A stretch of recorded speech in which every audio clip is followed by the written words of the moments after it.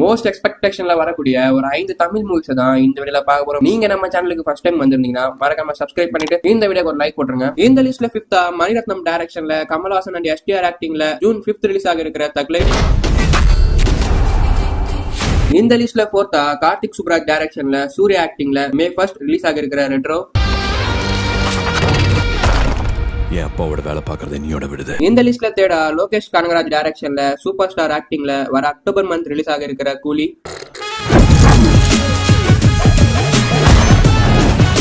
இந்த லிஸ்ட்ல 2nd ஆதிக் ரவிச்சந்திரன் டைரக்ஷன்ல AK ஆக்டிங்ல ஏப்ரல் 10 ரிலீஸ் ஆக இருக்கிற குட் பேட் அக்லி.